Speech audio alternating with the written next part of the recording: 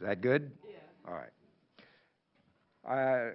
Evidently, it is appropriate to have a roll call, since we have a couple of members that are remote today. So, Bruce, you want to start? Here. No, Bruce Olson. Jill Marine here. Neil Score. Dennis Geezer. Angie Hoffman. Dave Plott. Kim Nelson. So there are 7 board members present. Number 2, approval of today's agenda. So moved. Second. Been moved and seconded to approve the agenda. All in favor, say aye. Aye. Aye. Aye. Okay. There are no action items, so we will go to item number 4, study session, high school data review, and Tyler Johnson. Tyler Johnson is here from the high school. He's one of our high school teacher deans.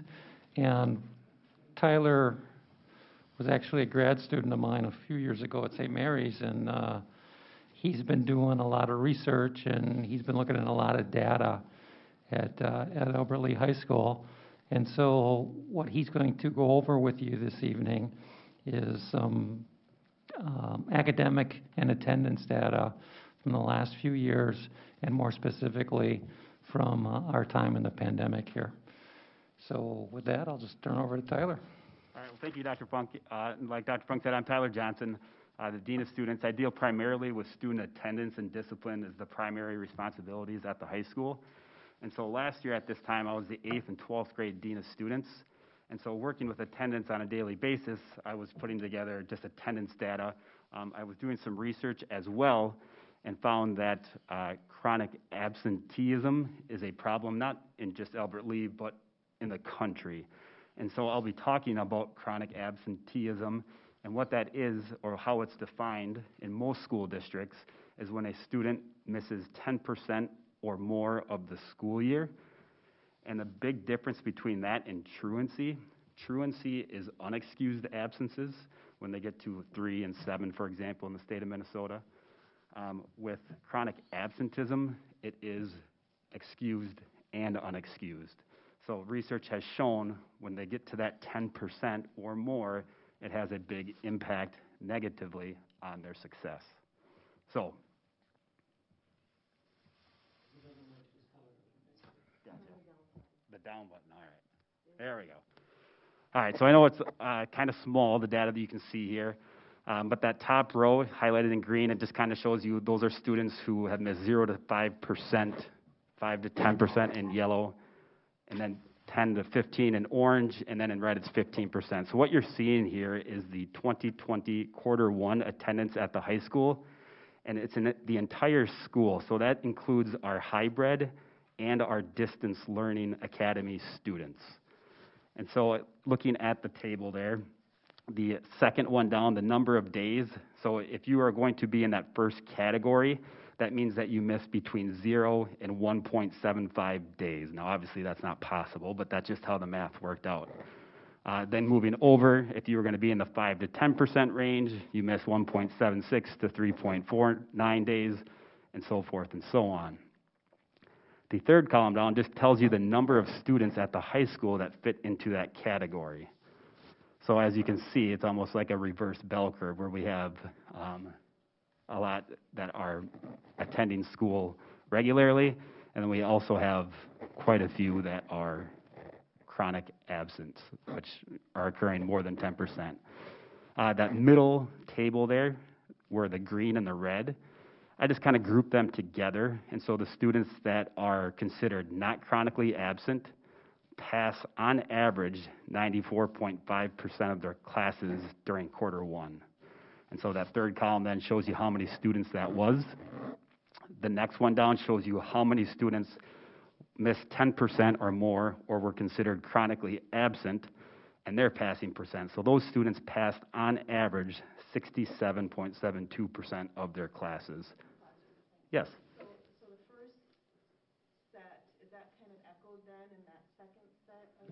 Correct. It's just basically combining that data for the chronically absent versus not chronically absent. Okay. And then the special population, once again, that's just kind of showing you the cell size is how many students meet that criteria. So for example, in quarter one, we had 759 students that were white, 276, I think that is, Hispanic students, and so forth and so on. The next column over shows you the average days they were absent. And then once again, their passing percentages. So you'll kind of see the similar outline with quarter two, and then later on I'll break it down with our hybrid students and then our distance learning academy students as well. But it's the same kind of outline as what you're seeing here. Yeah, and once again, at any point, if you have any questions, just please interrupt me and I can try to answer them the best as I can.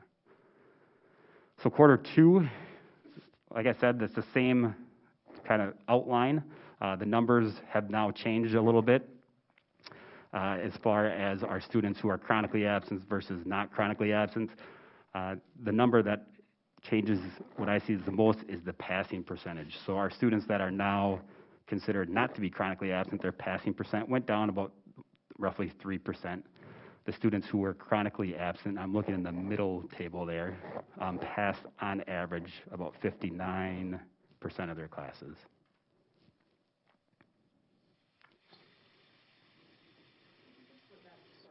Yeah.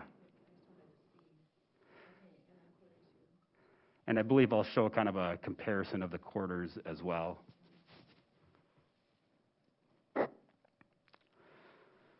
All right, so what this does is it goes back to 2017, 2018, just to kind of see what, I guess, it was like in a normal school year versus our pandemic school years. And so what's highlighted in red shows us the percent of the student population that would have been considered chronically absent. So once again, this isn't just unexcused absences, these include excused absences as well. And so in 2017 and 2018, roughly 48% of the students were considered chronically absent, 52% were not, and so forth and so on. So you can see 2019, 2020, I went quarters 1 through 3, obviously because quarter 4 is when the pandemic hit and we all went distance learning. So last year we were trending downwards with our chronically absent students. The pandemic hit, and as you can see, we had roughly 70% of our students in quarter 4 that were chronically absent. This school year, combining quarters 1 and 2, you can see roughly 52, 54% chronically absent, and then 48, 46% not chronically absent.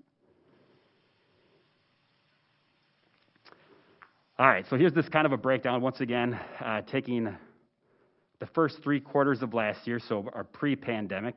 And once again, I was originally putting this data together to kind of use this as our 8th grade orientation to show our parents and our students that attendance does matter. And then obviously the pandemic happened and it just worked out to where it's like, all right, we'll just keep going with this information just to see the impact the pandemic has had on our student population.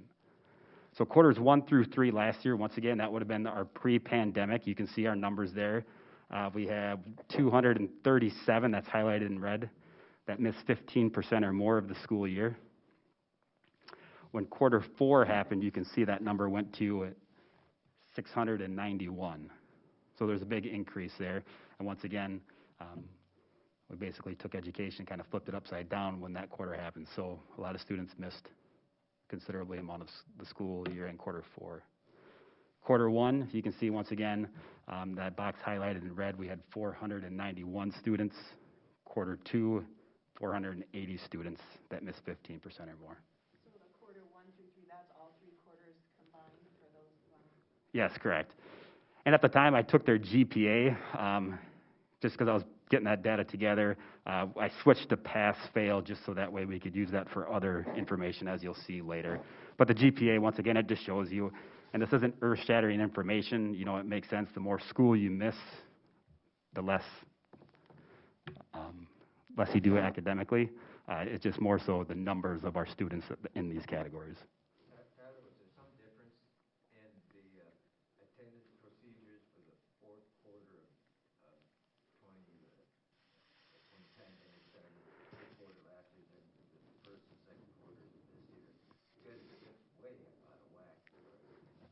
Yeah, you're saying why it was so high in quarter 4 last year compared to quarters 1 and 2 this year? Like I said, I don't know the reason necessarily why. I do know that, quarter four, like I said, I would assume a lot of it is education, how we've done it for the last 100 years, kind of got slammed down with the brakes pretty hard. I know truancy wasn't taking place during quarter four, so our students who were missing school unexcused weren't necessarily being held accountable. And there's a lot of reasons why that was too, because of internet access, things like that. Where this year now, that's all in place, and just the communication between families and school. And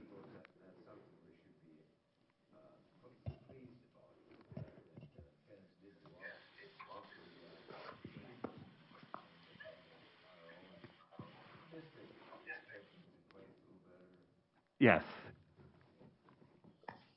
It's really interesting that the average percentage of Hey, classes. can you guys use your mic so they can hear you better on the? Sorry, am I on?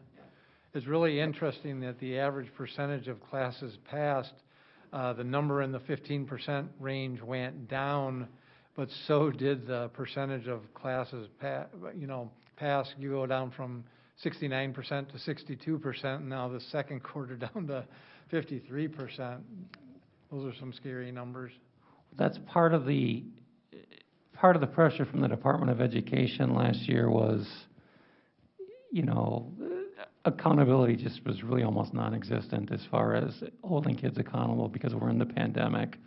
And so one of the things that this fall we really significantly put back in place is structures. You're going to get letter grades. There's going to be more accountability within the system. And I think that's a reflection of that. That's right, that fourth quarter was basically pass-fail. And you can also notice that between quarter one and quarter two of this year, that even in the 5 to 10, the percentage pass drops. In each category, the percentage pass drops. And to me, that's that snowballing, overwhelming thing when kids feel they're behind. It's hard to catch up. Yes, and there'll be another slide too that kind of shows that trend, and it's not new just to the pandemic, but the pandemic kind of magnifies it really, I guess. Can I ask a quick question?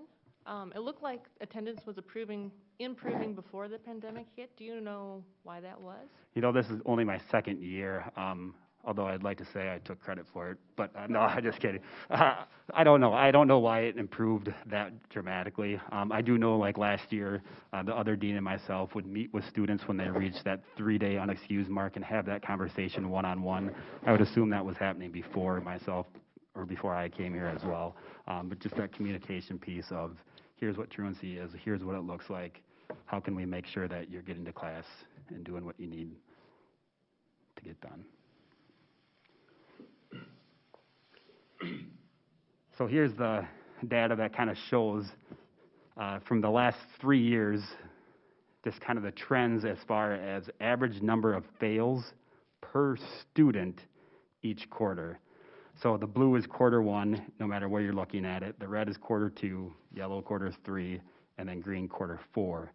So if you look at that first set in 2017 and 2018, you can see in the first quarter, on average, a student failed about 0.6 of their classes. So, sorry, let me rephrase that. They had 0.6 Fs out of all of their classes. So obviously you can't get a 0.6 F, but that's just how it worked out. So if we have 1,300 students roughly at the high school, that means that roughly there was 800 Fs given out, right? So that's just how the math works. But you can see as the year goes on, the number of Fs per student increases. So 2017 to 2018, that gets higher, right? Ended with over 0.8. 2019, 2020, once again, just kind of showing that relationship or the correlation as the year goes on, the number of Fs a student gets goes up. 2019, 2020 was showing that. Once again, quarter four kind of exaggerates that with the pandemic. But you can see in 2020, 2021, it's showing that same trend. So once again, if you were going to base the next 2 quarters off of the last 2 years, the number of Fs would increase. Now, I'm not saying that's what's going to happen, but if you just look at what's happened in the last 3 years. Do you have any data per grade broken Yes. out? So I do have that in the coming slides from just this year, though. I don't have it based on prior years. Seeing those numbers, are most students at the high school on a path to graduate? That one, I don't know if I could answer your question fully. Yeah, so like there's, and one of the, yeah. Pass rate, but this next slide, one of these slides will show you that. Okay. All right, so once again, I'll kind of, I don't want to say go through this quickly, but this is just a breakdown of our first 2 slides. This is showing our hybrid students. So these are the students that are coming on those A days and have virtual days on their B days, or coming in on B days and having virtual days on their A days, showing that exact same information. So you can see I highlighted just 2 boxes there. The ones that are considered, not chronically absent, that are getting to school, are passing 98% of their classes in quarter 1. Where the students that miss 15% of the school day or school year in that quarter did pass, 66% of their classes. Now, the Black or African American special population, that number was less than 30, so it wasn't statistically accurate to put that in there. So that's why it says cell size not statistically large enough. So here's hybrid students quarter 2. So same thing as what you were seeing. The percent of classes passed kind of has dropped a little bit, whether you've gone to school regularly or if you were in that chronically absent category. And so our DLA students, this is our students that are strictly learning from home, quarters 1 and quarter 2. So this slide shows quarter 1. Similar to the students who are at that 0 to 5%, they're passing 93% of their classes. But the alarming one is the students that have missed 15% or more of their school day are passing or passed 48% of their classes in quarter 1. Yeah. Oh. Yes, go ahead, Kim. Thanks. I just was wondering if, and maybe you've said this already, but that 48.85%, I want to say this so I understand it as well. Is that just the 2 days that they're in class, or the 4 days that they have class? You know what I mean? Yeah, that's a great question. So it includes all 5 days, actually. So it's Monday, Tuesday, Okay. Wednesday, Thursday, because students are required to do attendance via questions on their virtual days, including Friday. So it does track all 5 days. Thank you. Yes. Well, let me reinforce that. The chart up there now refers to students that are distance learning only. Correct. Right, all right, thank you. And so here are the quarter 2 numbers for our distance learning only students. And once again, like Dr. Funk said, if you look at that middle one, where if we're going to compare chronically absent to not chronically absent, our chronically absent students pass roughly 50% of their classes.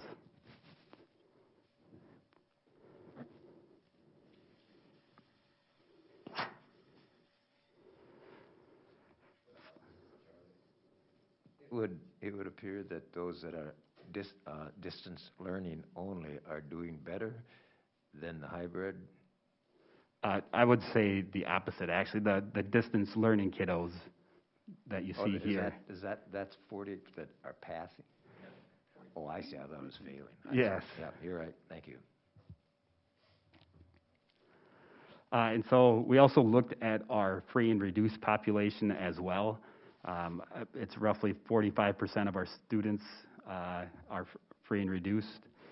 And so that's a big part of our population. And so looking at their passing percentages this year only, you can see our free and reduced, which is the blue bar, are not passing as many classes as our non-free and reduced students as well.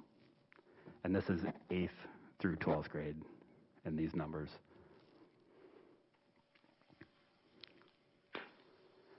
So here's the graph showing kind of the passing rate per grade. So this is the average percent of classes passed per student in each grade for quarter one of this school year. So 8th grade, on average, passed 73% of their classes. 9th grade students passed, on average, 79% of their classes. 10th grade students passed 76% of their classes. 11th grade passed 89% of their classes. And the 12th graders passed 85% of their classes. And this is the entire school. It's not distance learning or hybrid. So, Bruce, when you asked the question, are we behind? Your answer is yes, in grades 9 and 10, 8, 9, and 10, if 8th graders don't earn high school credit yet. But yes, we are behind, and with that many students failing.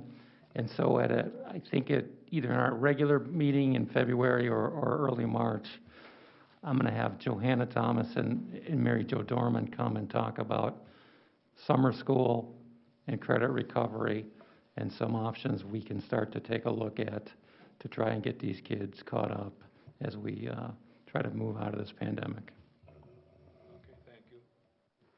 When you're looking at some of the, you're talking about percentage of classes passed, I'm guessing there's a lot of students that are passing all their classes, but then we probably have a core group of kids that aren't passing any of them, so that really brings that number down. Correct, yeah, and I do have it. I don't have it in front of me as far as like how many students received at least one F. If we wanted to go down that road, that information is available. I don't have it in front of me, but yes, there is a lot of students that do or have failed a majority of their classes, students that have passed a majority of their classes, but there also is kind of that middle of failing at least one class as well. And then here's quarter two of this year. Once again, 8th grade passed on average 66% of their classes, 9th grade 78% of their classes, 10th grade 72% of their classes, 11th grade 79%, and our seniors stayed at the 85%.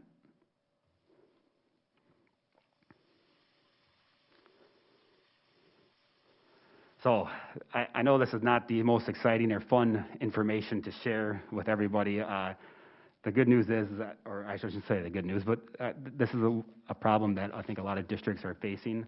The key takeaways here, I believe, are attendance matters. So the data shows that when students are chronically absent, the success in their classes goes down. Those that were chronically absent pass roughly 60% of their classes. Those who were not pass roughly 90% of their classes. And also that our free and reduced students are also are impacted in a negative way or are showing to have less success in this learning model that we have due to the pandemic. Do you know how we compare to other districts or other states? I don't have any of the numbers, and truth be told, I don't know if any districts have released that out or have that information either. I know basically the number of Fs per student are given out have doubled essentially during the pandemic. In your conversations that you have with students and families, are you finding any themes in their stating why they're having so many absences? There's a lot of different conversations I have with families. There's some of them I unfortunately don't hear back from. I'll call and either the voicemail's full or I leave a message, don't get a call back. We do send out letters, things like that. Other conversations we have single-family homes where mom or dad says, I get the kids up. I have to go to work, though. The student then falls asleep or does what a 13-year-old would do on their own type of thing and gets behind. So it's just kind of a wide range. Tyler, the takeaways are certainly suggest that success in school is a function of the extent to which students attend school. I'm not so sure that it proves that poor attendance drives poor grades. I think that probably what it suggests to me is that the type of student that comes to school is the type of student that's going to do well in school. And those students that don't come to school are the type of students that don't do well in school. So I'm not saying that attendance is extremely important, but what we need to do is try to convince students that it is important for them to both come to school and do well in school. And if you have any insight into that issue, I'd be happy to hear it. Yeah, I 100% agree with you on that, and, you know, there are strategies, you know, committees, different tiers, you want to say, as far as interventions with these students. The problem was that when the pandemic hit, it kind of put a halt to a lot of that. And that's kind of what this is intended to show, is that the attendance, like you said, matters, but the pandemic has really magnified the number of students who are chronically absent. And it's not just your traditional, you know, bad students or whatever you want to label those type of students as. I mean, it's had an impact on a lot of our students. I would totally agree that this pandemic has made it easier for students to not attend school in one form or another. And therefore, it makes it easier for them to not do well in school. What we need to somehow do is to make it attractive and easy for them to come to school, and then, like fishing, hope you can hook them when they're there and suggest to them that it might be to their benefit to learn something while they are there. Absolutely. And I think communication is key. Communication with our students, communication with our families, showing them information like this, that, hey, this isn't just a nationwide thing. This is our students in our city that are having these problems. And I do agree that attendance does affect student performance, because it's just part of that engagement and that accountability. Because I know I've worked with kids who've had 8 Fs.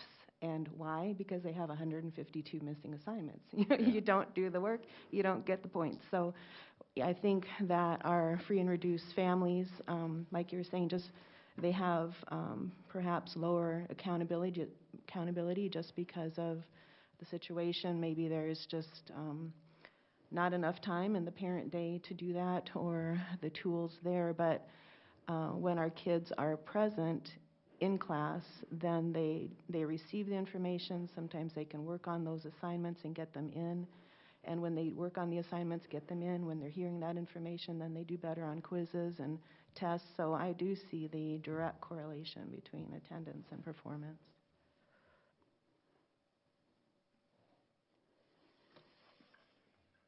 I'll make sure Ashley sends you these slides so that you can look at them at your own convenience as well.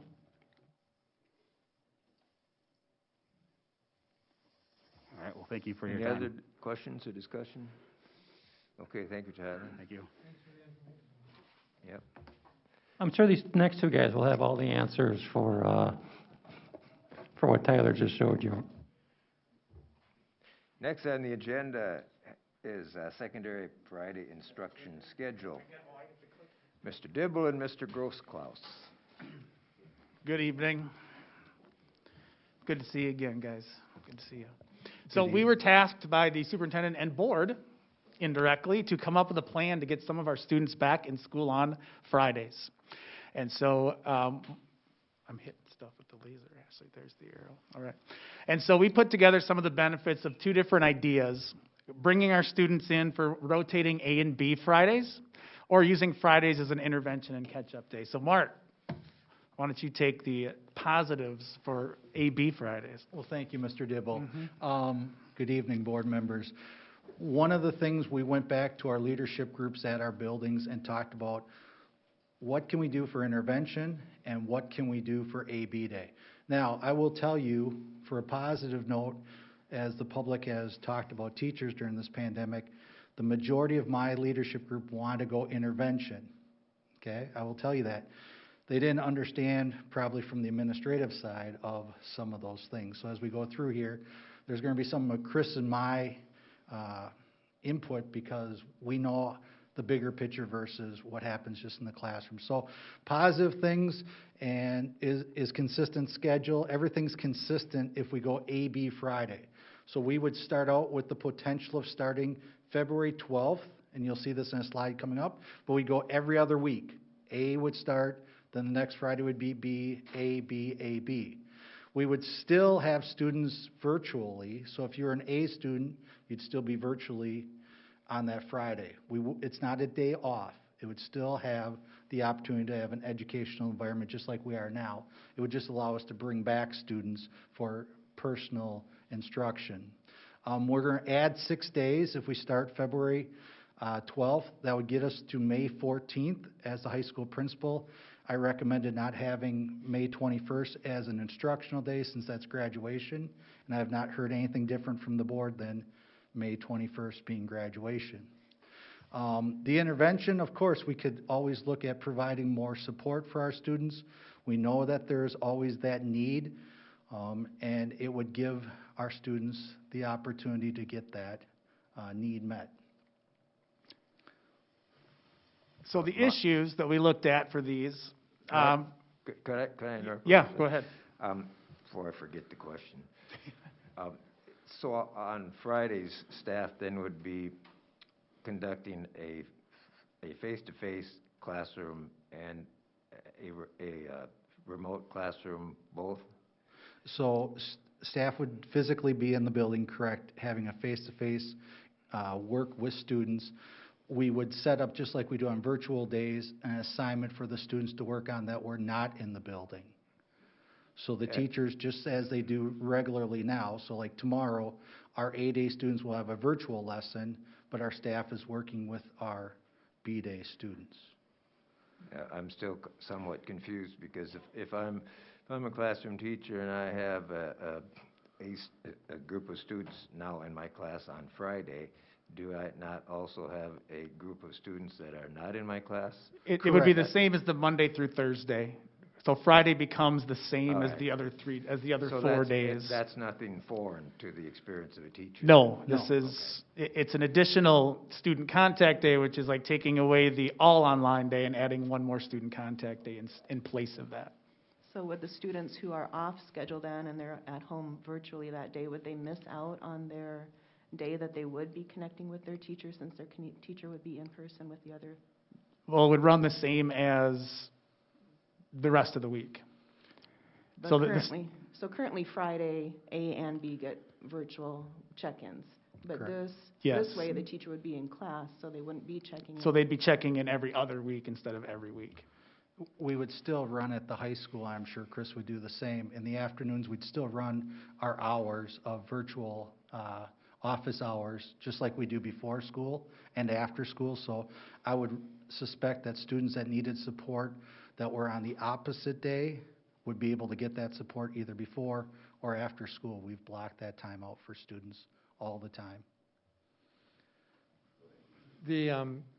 Are these two different scenarios Yes. then? One Yes. would be A-B, and the interventions would just be students that need the extra help, Correct. really need the in-person, they would come in and get that. The other students would stay virtual on Fridays, or distant learning Friday? Yep, and we have that answer for you as soon as we go over all the basic ideas. We have the answer, right? Okay. We hope. Yeah, so some of, An answer. an answer. A potential answer. Yes.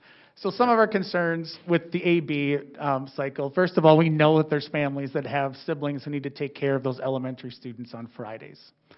So we know that that's out there. We have staff members who have been keeping their kids home on Fridays and watching them.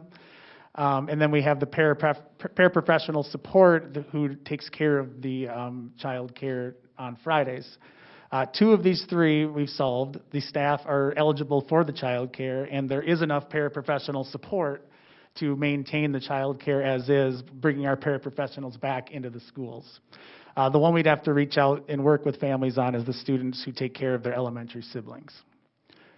For intervention days, they're not going to come. That is our biggest issue. The students who need the most support are the ones who Tyler tracks as having chronic absenteeism. It's hard to communicate with families to make them sure. So when does my kid have to come? They have to come this Friday or next Friday? When are they coming? Establishing the criteria or the tiers of support is going to be an issue that would set us back possibly weeks or months. And then organizing the transportation. who do we pick up, when do we pick them up, on what day, on what Friday are they here? So with those all put together, we did lean toward the AB Fridays as being our strongest one, because it's going to be seeing all of our students 6 times over the next 12 remaining weeks. Kim does? Okay, Kim, go ahead.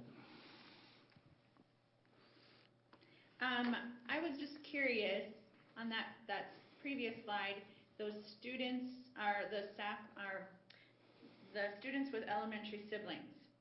Are we talking, I mean, ballpark, I know you don't know for sure, but what are we talking about for numbers there? Is it, obviously it's significant enough to be a concern, but I'm just curious if we have any kind of data around that.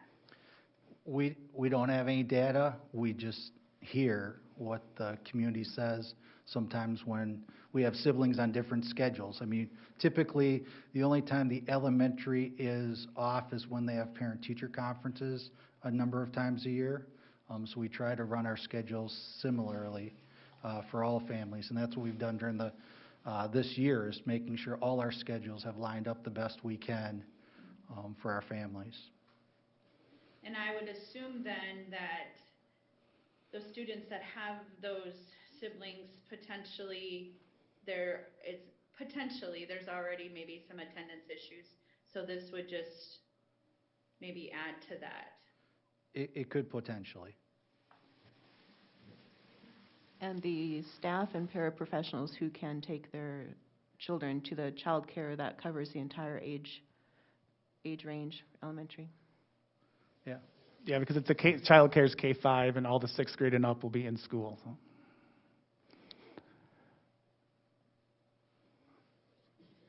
And maybe you're going to get to this, but would the students that do have siblings, would they be able to opt out of this Friday? We consider it a normal day of school. We'd be adding it to this situation. We'd work with families, but I think it's important that going forward with this, we consider an official day of school. Otherwise, we'll have many people opting out.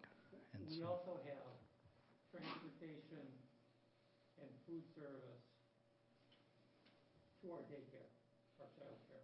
So if the sibling's watching now, we could have the younger student picked up and provide the child care and lunch and transportation. Yeah, part of why we're not starting this Friday and need that extra week is to figure some of this stuff out. Once we get your approval to move forward, we're going to start calling those families and see where they are and see what we can do to help them out however we can. And would this be the shorter day like they do on their? Yeah, we have to maintain that consistency with the age of students we have in the AB cycle we have going. And so here's how it breaks down in terms of dates. A-Day Fridays will meet on those 6 dates, and the B-Day Fridays are the other 6 that are listed there. So it gives us that extra face-to-face contact 6 times per student over the course of the year. Dennis. So it appears that the main snag would be the elementary, that the older siblings are watching them. I'm guessing in most of those cases, they wouldn't be considered essential workers. But if we're looking at a case like this, is there any ability to get those children where the sibling has to watch them, to get them into Hawthorne? Yes. Or is Hawthorne too packed? No, Hawthorne has, I think our highest number we were running was probably 160 at one point. Currently we have 50 on Fridays. So if that was the case, I mean, that might open up the door. The key would be the communication to those parents so that they knew they could get them, they'd be able to be bused to that school then, to Hawthorne? Yes. Okay. Kim, is your hand still up, or have you just not taken it down? Got it. Sorry, I forgot to lower it. Did you guys want to touch on MCAs? Yeah, part of what we're looking at Southwest is to use the April 9th, 16th, 23rd, and 30th dates to MCA test, so those don't come out of our classroom, regular Monday through Thursday classroom times. It works out really well. Actually, this year they've expanded the window, and We are moving forward as if MCAs are going to go on as planned, and so part of this would be to get those students in on those Fridays and keep our regular class schedule going, and we can use these Friday hours to do our MCA tests. And I think a very similar schedule is set up at the high school. So at the high school, we do a similar situation. This does not mean, though, that students would not have school. Just because we're offering an MCA test on a Friday doesn't mean everybody else is staying at home. We would just put it per grade. Now, at the high school, we offer 3 8th grade tests, one 10th grade and two 10th grade and one 11th grade tests. Plus, March 30th, we do our ACT ASVAB AccuPlacer. So you can see with the testing, adding another potential day to spread that out would be beneficial, because otherwise we are going to get eaten up by MCA testing requirements by the state. Mark, that's a whole other subject, of course, And we agree on it, I know. I hate to bring it up, but we are notorious for students opting out of those tests.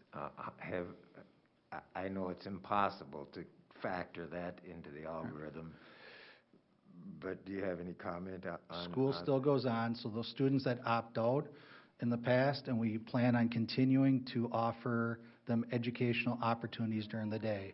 So just because your parent might say you don't have to take the MCA, you still get to go to math class, you still get to go to English, you still get to go to science. You have to go to math class. Yes, it's not an opt-out of the day of school. It's not oh, we're taking the test, so I get to stay at home. We continue just like we have in the past with giving them the educational opportunities those days also. And for our opt-outs at Southwest, I talked to Christy Kennis today, and they are very down right now, actually, with this current situation. So we're going to hope that more people stick with it this year. And if a family wanted to, with the older siblings watching the younger, wanted to take advantage of the Hawthorne program, how does that work? What we would have to do is do a survey before we would start these Fridays. We would survey families and see if there's an interest in this, and then we would coordinate the transportation and the pickup. And do we get good feedback from these potential families, especially the ones that might be free and reduced that would be in this situation? I don't know. I mean, that's something we have no idea on the scope of the issue at this point. It's just been anecdotal that this may be a potential concern. But do we get a good response back to analyze that concern? Do we get enough responses back to reach the Like, people? I can tell you, like, what we did when we were setting up our A and B days. We actually went through our students and found out which ones had younger siblings and focused on those families. And so we've kind of have done this before. We've kind of been practiced at being able to reach those families. So my plan is to do a similar type plan. And again, this is not the perfect solution. However, I have repeatedly heard from you as a board over the last 3 months, our kids need to be in school more, our kids need to be in school more, our kids need to be in school more. And so this is a potential solution to that. So this is what we've devised at this point. So that is what our thoughts are at this point. Kim's got her hand up again there. Oh, Kim's hand's back For up. real, yep. I just have a quick question, and I don't know if this is the right place, but I've thought about this a lot over the weekend, and I'm just curious, and I just put this out there because I would feel bad if I didn't. With the vaccinations that are being offered to all of our teachers and our staff and faculty at District 241, I'm wondering if there could be, is there potential of a plan of re-entering and going back full-time, no hybrid, no distance, or, distance learning would be an option, but going away with the hybrid and do what the elementary school is doing, has that been talked about at all? Well, interesting you bring that up. So late last week, a number of phone calls with Mayo, a number of phone calls with, or communications with Freeborn County Public Health. I was pretty disappointed in the vaccination rate for our staff. So at this point, Kathy, I don't know, we have 60, maybe 70 staff members out of probably 500 and some full-time people who are vaccinated, and it has been, people have had to drive to Rochester or Mankato to get the vaccine. So we worked with, like I said, Mayo and Freeborn County, and we are going to give them our numbers tomorrow, and I think we're close to 400, if not more, who've signed up to do the vaccine at this point. And Freeborn County has indicated that they feel pretty confident that we can get it done next week. On top of that, we got some great information this morning that instead of having to go to Rochester, we can now do it here locally in Freeborn County from the vaccines the state is giving us. So we are actually receiving 114 vaccinations that we will be providing staff Thursday and Friday of this week here in Elberly. And so we're going to have, we'll go from roughly, 60, 70 to over 200 here, or close to 200 by the end of this week. So I think by the end of next week, you may see the vast majority, if not all the staff who are interested in a vaccine, have at least one shot in the arm. If you were to move forward 4 weeks from that, that would get you to March 10th, which would be the second dose. And at that point, we go on spring break. We come back from spring break and we're fully vaccinated for those people who want it within the district. So that is something that we haven't talked a lot about, Kim, but that is something that it may change the calculus with suddenly the vast majority of your staff is now vaccinated. What does that mean for in-person instruction?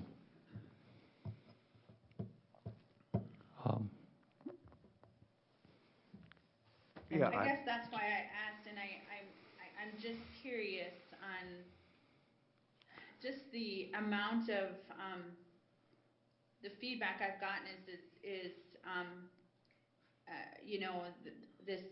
the amount of change and the amount of fatigue, both with students and obviously their attendance, and then with fatigue for administration and fatigue for teachers. And I just feel like if we had this opportunity to work towards that, the potential of working towards that, I feel that would really help with maybe that light at the end of the tunnel, if you will, and that's why I bring it up.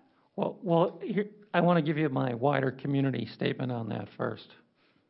All right, and this is not a very popular, very good statement I'm about to make, but Freeborn County has the highest 2-week average for COVID in the state of Minnesota right now. We are at 116 cases per 10,000. So our wider community is not helping us out in this situation at all.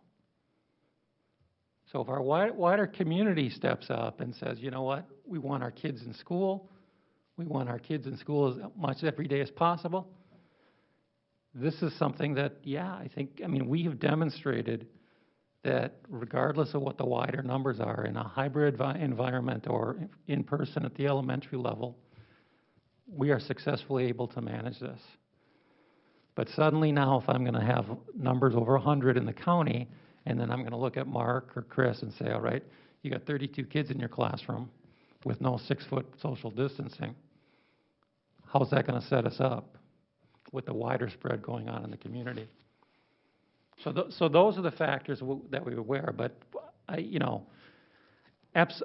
never imagined that we would be able to get our staff fully vaccinated before spring break, but it looks like it might happen, which totally could change the dynamic of how we're operating into the future here. So that's my thoughts on it. The challenge with that, too, is once they're vaccinated, that second shot, it's still another 2-week window that you have to worry about to be fully protected. So although you're still wearing masks, you're still doing everything you should, there's still a little bit of risk there, so. Actually, we would be vaccinated by like March 10th, and I think we would start school on March 22nd after spring break, so the timing on it's almost perfect. And another note about the vaccines, it's being said that that second dose does have some adverse reactions in some people, so they recommend staggering the dosage in a particular school or, over a workforce. And I guess my comments on the situation would be that I know anytime there's change, it brings stress, and there's already been a lot of change going on. So I know even this change, if it's meant for the good, will bring stress on families.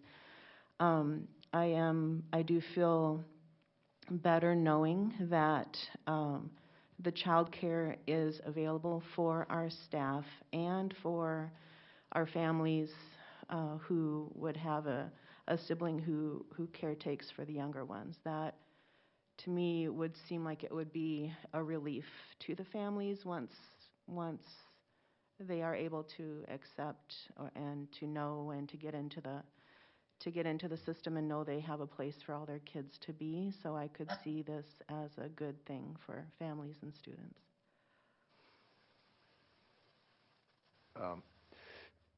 As Mark or Chris, one of you pointed out, every solution is fraught with problems. And the pandemic has visited that upon us, and it's here, and there's no avoiding it. And what I hear in your AV Friday scheme is to, without fully populating our buildings, achieve the greatest face-to-face instruction possible. And that's really the only other possibility way of doing that is to, since Friday was the one day that was, in a sense, vacant, the buildings were empty, so populate the buildings with half of the student body on those days and alternate. So in response to, I think, an issue Jill brought up, the instruction would be out of balance in a sense, because A would have 3 face-to-face sessions one week, whereas B only had 2, but then the next week it'd be the other way around, so it'd be a 2-week, which is kind of a bumpy road,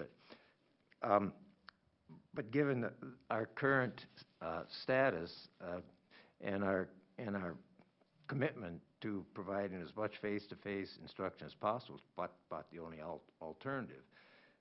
But as we have been made fully aware over the last 10 months or so, things change rapidly in the face of this pandemic, and if getting our staff vaccinated would be a huge change.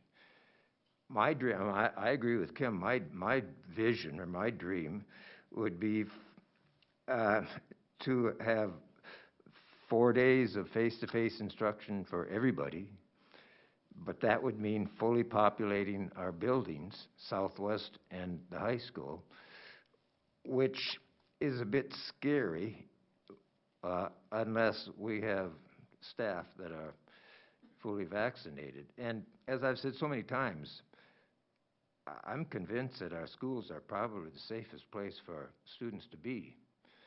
And if we can get them there 4 days a week, well, that's 2 or 3, currently that's 2 or 3 more days than they normally would be there, which means 2 or 3 more days where they are going to be out in the world where they're probably suffering more exposure to COVID than they would be were they in the buildings. So I like the idea of fully populating our buildings for 4 days a week, all of them. I guess one question which hasn't been addressed yet under that scenario is what about a student or parents who say, well, I don't like that idea. Would we offer them the opportunity to be fully remote? Okay. Neil? Yeah. Dave, Hey, Neil. how you doing? You got me on? Okay, just a thought, I'm sure we'll be continuing with the same protocol with the screening and the scanners at our schools. And I have to agree with the vaccinations that, and with the facts that Tyler gave us earlier with the attendance and those things, that fully populating, bringing those kids back at least 4 days a week has to be a positive step toward getting them to not only pass their classes, but to hopefully start turning this around, what's going on out here in this world with the pandemic, and if nothing else, getting the kids back to learning again. So I would be very much in favor of that if we can, again, do it with the vaccinations and continue in our protocols.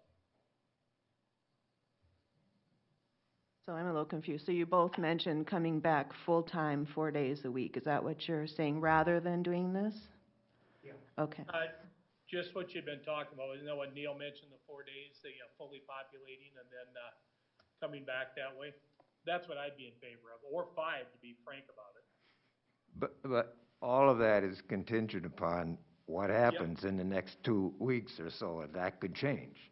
Which is why we as a board have delegated the responsibility of making decisions on the moment that are dependent upon what's happening during that moment. We've delegated that responsibility to management, to the staff, and I personally don't see any reason to change that. If any board member would like to suggest something other than that.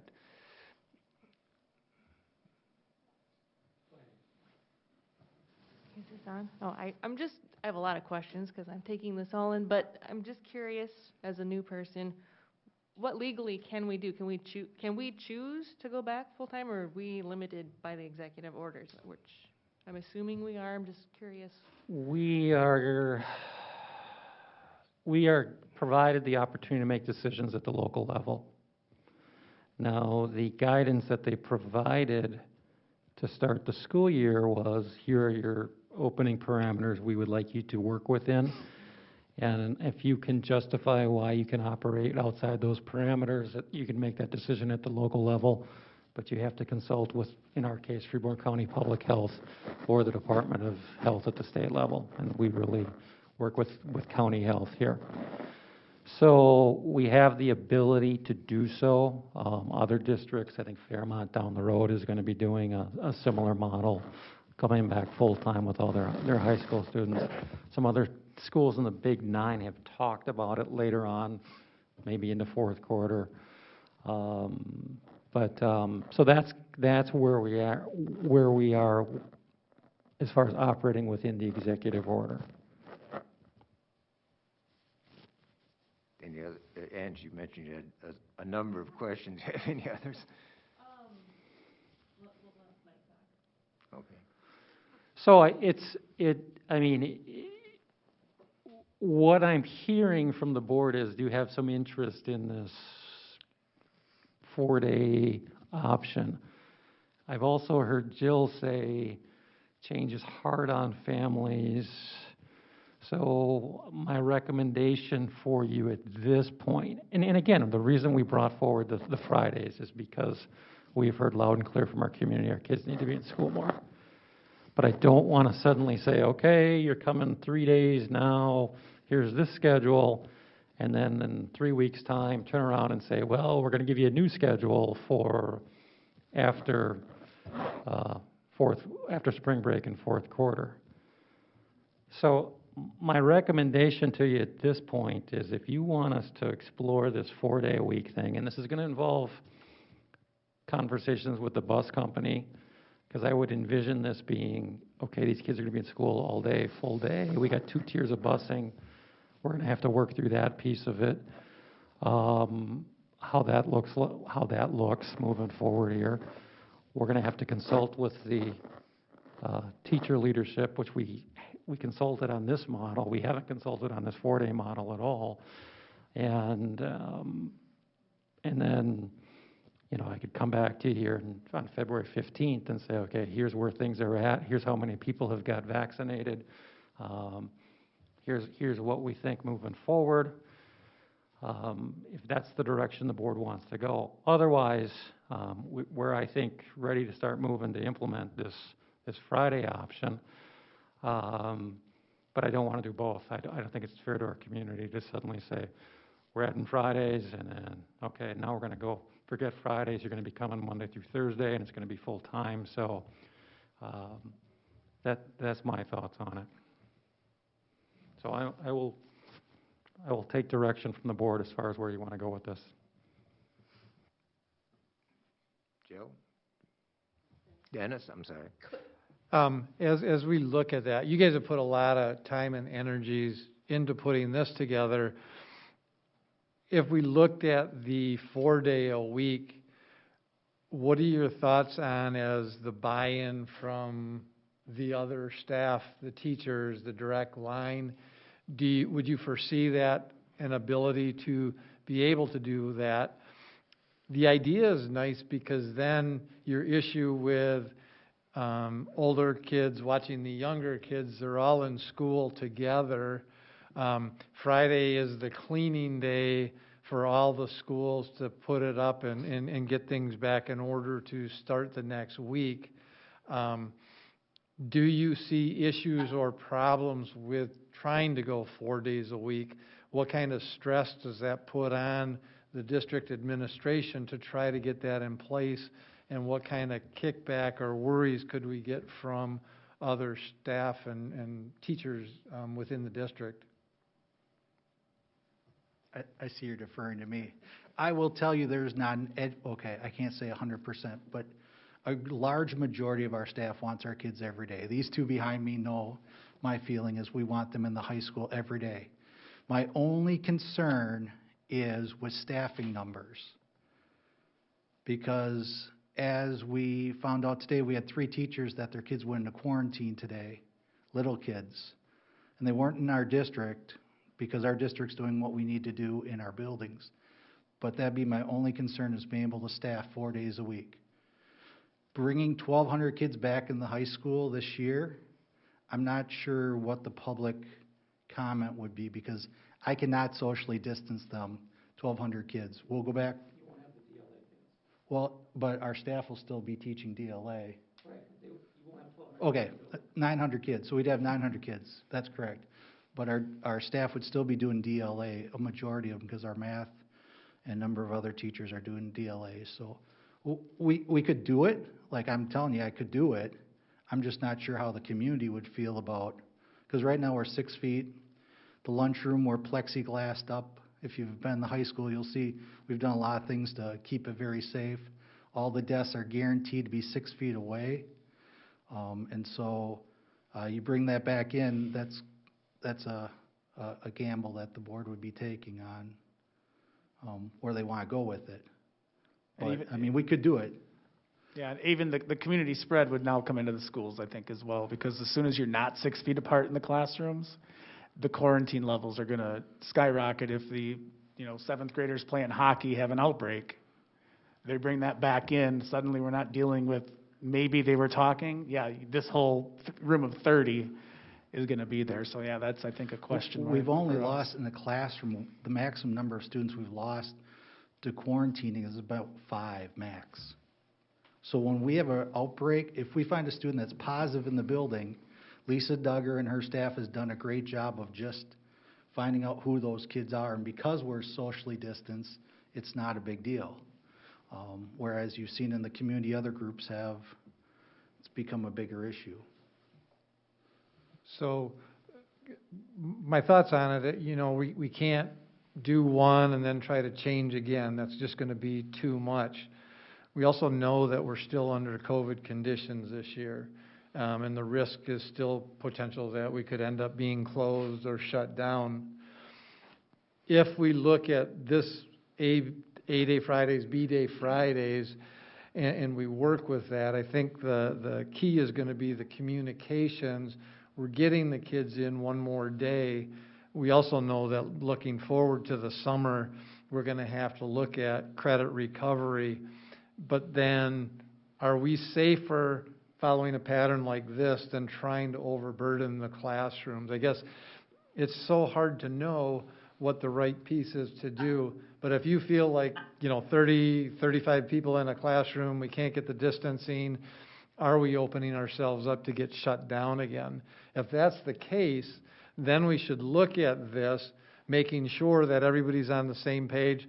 The siblings that take care of their younger kids can get those kids to Hawthorne. The teachers that have children can get their kids to Hawthorne so that we have it straight up. But, you know, we have a short window here to try to get it done, and communication and the surveying of which kids is going to be crucial. And, I mean, we got to think fairly quickly on it. And I appreciate the amount of time you've put into it, and I know you feel like you're getting bombarded with a lot of questions from us, but I think it's important that we can find a direction and move forward as quickly as we can.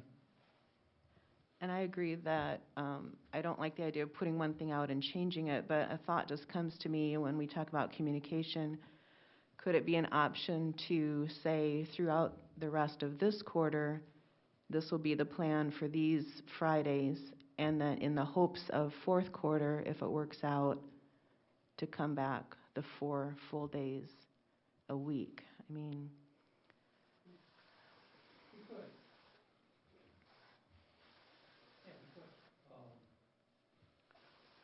Neil, are you talking all day, if we came back 4 days? Yeah. You're talking all day? Yeah, well,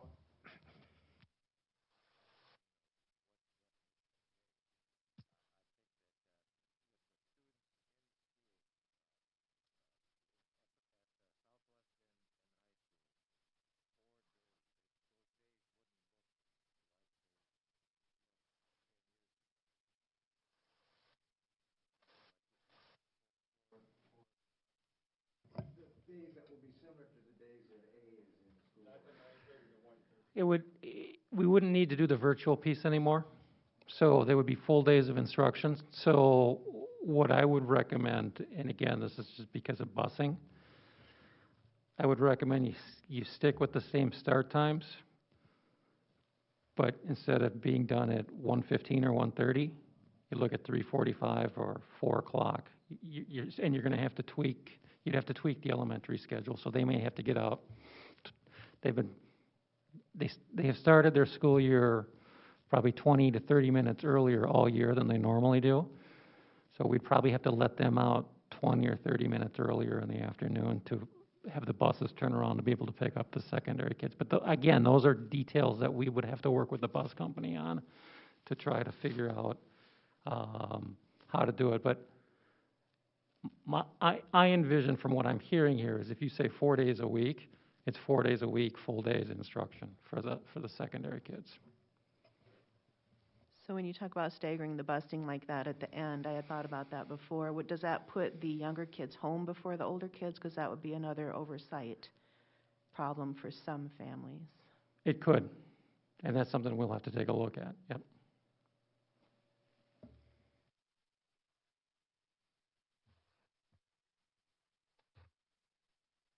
I just had a question. Mike, you talked about surveying the student or the parents, families for the AB model potentially. Could you add a question like what Jill alluded to about for this quarter we would do the AB and then move to the 4-day and see what kind of feedback you would get, or is that just something we're too into it? I don't know. I guess I'm just putting it out there for discussion. I mean, I think we could ask the question, but who doesn't want their kids in school every day of the week? I mean, that's my thought on it, but we could certainly ask it. But I mean, from conversations I have had throughout the community, we want our kids in school. We want our kids in school. And so, again, I think as Mark talked about, you know, it's interesting. Before we had to shut down in November, we were seeing a lot of cases at the high school, but not large numbers. Since we've been back in January, we're seeing very few cases in the high school, very few numbers, with the exception of sports. And most of our cases are coming from our elementary at this point. And then when we do have a positive in an elementary classroom, the entire classroom is shut down. So if the board were going to want to go in that direction towards a 4-day type environment, you're going to see a lot more kids quarantined at the secondary level, as Chris and Mark have alluded to. But they will also have the opportunity to be in school 4 days a week. Yeah, if we look at it, my fear would be as we say third quarter, we'll do the hybrid, and then fourth quarter, look at going every day. How much would we really gain by one quarter going 4 days a week? Is it gonna be that beneficial to push that at this point? I'm all about having them in every day, but at that point in time, are we gonna see a lot of gain or improvement from the kids by having the 4 days a week? Dave? You know, I see what you're getting at, Dennis, and first of all, I'd just like to say that I like Jill's thoughts with the ABs through this semester or this quarter, and then look at the 4 days a week. I don't know, Dennis. My thought is if it's that much that we're gaining in time, I want to look past the time and look into more of the healing, and maybe look more at the socializing, you know, getting the kids back in the classroom, the teachers getting to see the students getting to see their teachers, and trying to get them back to a little bit more normalcy in their learning models that we've had abruptly changed basically for a year. And if I could add to that too, from sitting on Family Services Collaborative and Alcohol, Tobacco, and Other Drugs Committee, and I know Tyler's been on at least one of those meetings as well, where there are people there from truancy, and they would love to have our kids back in school, because then it takes out that question about, is my kid just at home in bed rather than online on the online class. They're in person in school, so it takes that pressure off of the family to get their kid engaged. Yeah, if I might, yeah, I agree. My read of this, our community and parenting situation is that, you know, in response to your question, Dennis, how much good is it going to do? I think maybe at the beginning of this year, during the second quarter, wouldn't have made a whole lot of difference. But I just feel that the community, the students, the staff are fed up with this arrangement that has been imposed upon us by this pandemic. Again, it's nobody's fault. And the hybrid approach was a very good idea, and I think it worked very well. But it's as I said, every solution is fraught with problems, and I think the problems have become significant enough so that 4 days would make a difference, huge difference. So then, if we feel that's the way we want to do that, we want to finish out the year with them 4 days. Kids could have the opportunity to switch to the distant learning if they need it. Are we better off slowing down another week or so to get our ducks in a row so that we can do that? The fear with doing this is if we push too quickly, if we slow it down just a little bit, then does it give us time to get all the teachers vaccinated that want to be, to get things in place, to do a little bit more research on maybe how you want the classrooms to look, how you want them set up, and then we can go ahead and push that out. I just worry if we go too fast, we might get everything we need. Yeah, I totally agree with you, Dennis. But I don't feel that as a board member I have the machinery in place to be better equipped to make that decision than the people who are actually there. You know, it's a hard it's a hard decision. It has to be well thought out, and that's what we pay these people to do. And in any case, the vaccinations wouldn't be complete until about spring break anyway.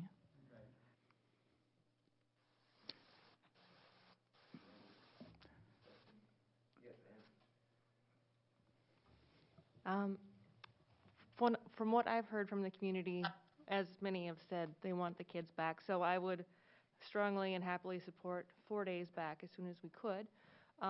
If we did look at the AB, what is that survey process look like? Does that take just a couple days, or? It would just take a few days. So we would look at the principals have a better handle on this than I will, but who are the kids who have potential siblings with a potential daycare need. We would have that answer by the end of this week. So we've got a student information system where we could target the families that we know have younger siblings, send out the information to them, and then ask them to respond, and then follow up with phone calls if they don't respond.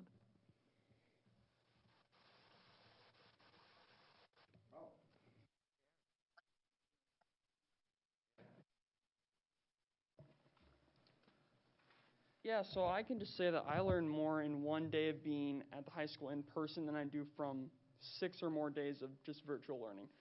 It's definitely a much easier place to learn. I really like Jill's idea of, I do think that the extra days on Fridays would be a beneficial thing for most students. And I like Jill's idea of the survey and going back to as many days as humanly possible in fourth quarter full time. And just ask parents in that survey, like, rate on a scale of 1 to 10, how inconvenient would you consider it to be moving from this model in third quarter to this model in fourth quarter? So, yeah, that's just my input, that I like this idea, and I like getting back to as much in person as we possibly can by the end of the year.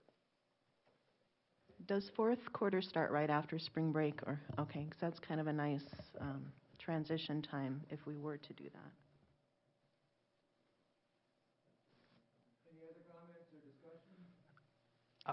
As a high school principal, I have one favorite ask. Well, I got a couple, but I'll go with this one on this topic. We need to know as soon as possible if the board wants to go to those 4 days. The high school has been remodeled for the 6 feet, and so if we're going to go with 900 students coming back, I need to have my custodial crew be able to start the first day we go on spring break, bringing all the classrooms back into normal compliance. Because right now it's 6 feet and we have a maximum of about 17 kids per classroom. So all the desks will have to come out of storage, put back in the classrooms, all the classrooms back to normal. So it's not, I'm all for the concept, but I just want to let you know we need to know as soon as possible because limited crew is going to take some time. This has taken time to get to this format that we're looking at. So, Mark, if I may suggest, it seems to me that the board, without any official motion, is in favor of returning to a 4-day week for students as soon as possible. But as of now, that decision has been, as I said, delegated to you folks, and that's my understanding. I don't know if we need to make any official motion to the effect that we wish to go to a 4-day week. That's your prerogative. Here's my thought on it. I think tonight, I've heard from the board, we start Fridays on February 12th. We will do that. We'll move forward. We'll make the plans, put those in motion. We'll do the survey. I also will commit to you that we will come back on February 15th and provide you a detailed plan as far as what fourth quarter would look like in classrooms, transportation, food service, Fridays, cleaning, etc. And at that point, I can tell you how many of our staff members will be vaccinated. I can tell you any concerns that our leadership teams within the buildings bring up.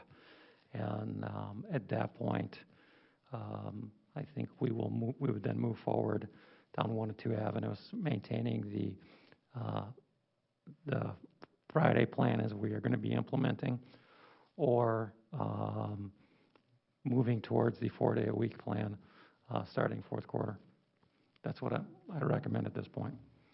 I would be in favor of that. The only change would be the next time we meet will be Tuesday the 16th, since it's a holiday. Yep. Thank you, Dr. Funk. Any other discussion or input on this, Mark? Button first. Can I have 1 minute? Just for the new board members, I know Tyler did a great job of providing statistics on things. We look at about an 88% graduation rate. There have been a number of years we've gotten to 90%, so I don't want us to forget that we do, as an educational community, a good job of getting kids to graduation. So our goal set by the board is 90%. We've dropped a little below that for a couple years, but we've had that 90% graduation rate. So yes, we do have some catching up after the pandemic to do. Everybody acknowledges that, district and state and nationally. Second thing, one of the most important dates, and the guy behind me I know for sure is worried about, because in 109 days we have graduation planned. The last 6 years, Albert Lee Schools has required kids to meet all graduation requirements to walk at graduation. Due to the pandemic, would the board be open to us bringing back a proposal to change that? You're always welcome to bring a proposal to change anything, and I think that would be entirely appropriate. Okay. This year only you're talking about? Yes, I would say this year.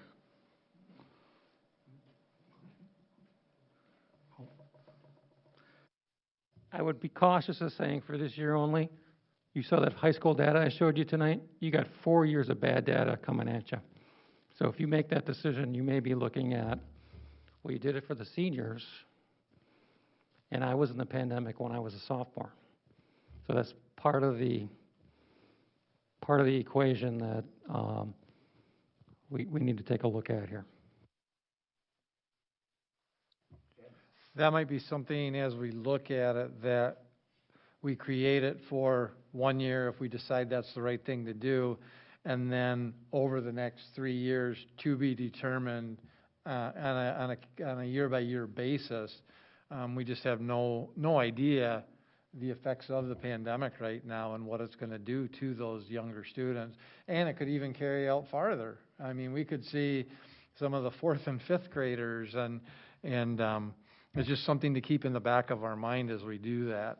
But I think it's a point well taken that we probably should look at. The more normalcy we can create at graduation, but then still, if they're not totally complete, that they have to have a set window to get that done with. And if they are not complete by then, what are the standards? What do they do? What can someone do if they don't have the credits to graduate at graduation?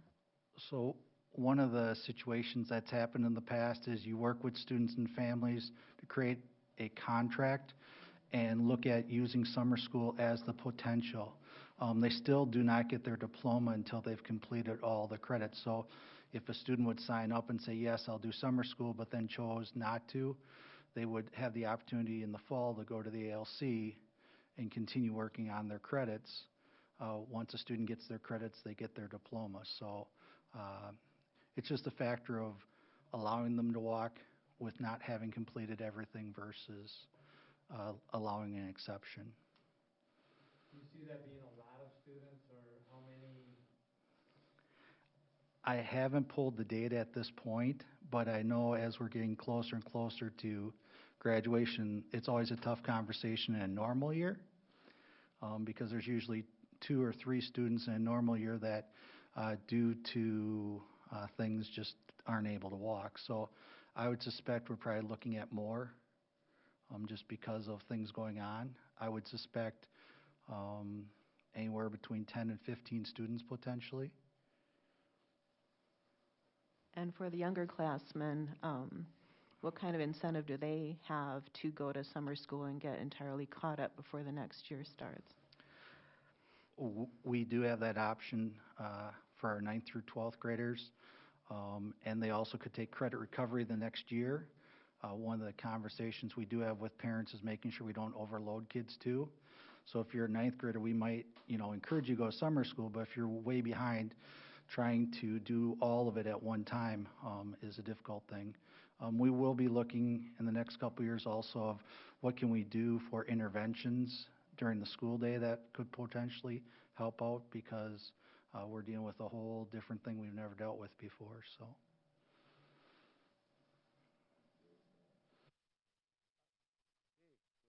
Hey, Bill. Mark, what's the average number of contracts that you're working with right now? And also, when is day 190? 0, we don't have any exceptions right now for graduation. It's either you have all the credits or you don't walk. We've been doing that for a number of years. So, how long has it been 3 years since we've had a contract situation then for a person to be able to walk that you just talked about, and could have up to 10 to 15 this year? I think it's probably 5 years we've been doing this. Okay. And what is that day 190 again? When you kind of know credit-wise? Well, we try to let parents know as soon as possible, so I would suspect this year it'd be around May 5th. We end credit recovery around that date. And so some of my teachers will continue to help students try to accomplish what they want for the classes they're in, but officially credit recovery is over at that point. Okay. Okay, thanks. Oh, I Kim. just have a statement, and I know that we're in a difficult year, and I know that students are doing the absolute best they can, but I worry, I'm maybe a little on the other side, where I worry about those students that have showed up, that have come, have done against all odds, has done what they needed to do. What incentive is there if everybody can walk? And I know they still have to do the work, but that graduating is really, and participating in that day is really the only thing that those seniors will have this year. And I'm just cautious that and I would love if you brought a proposal, but I would be just cautious that we take that tradition away. I really would. And I hate saying that, but I really feel in my heart that there's a lot of students who are defeated already this year, who worked really hard. And I think that because they didn't get their homecoming, they didn't get those things. And here, the one thing they worked really hard for, it was just kind of I don't want to say free pass, but that's really what we're indicating. So, and I know that's maybe not a popular view, but I'm just wanted to voice that because I feel like it needed to be said. So.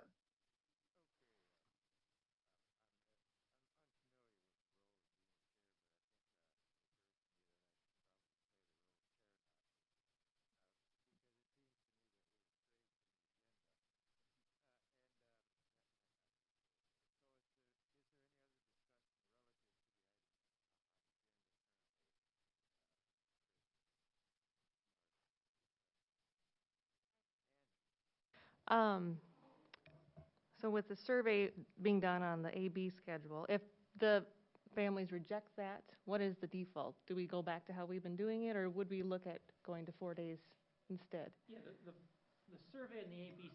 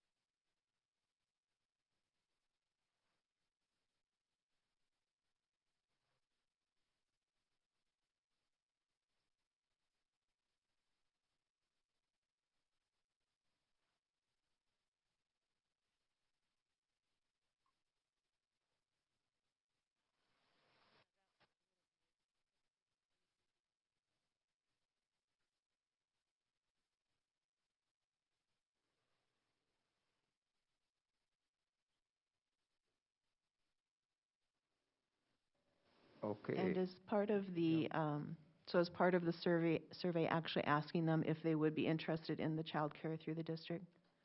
Yes. Okay, thank you. Any other discussion on these issues? If not, then we will look forward to developments in the next 2 weeks or so. And the proposals that will be placed in front of us on the 16th, and I declare this meeting adjourned.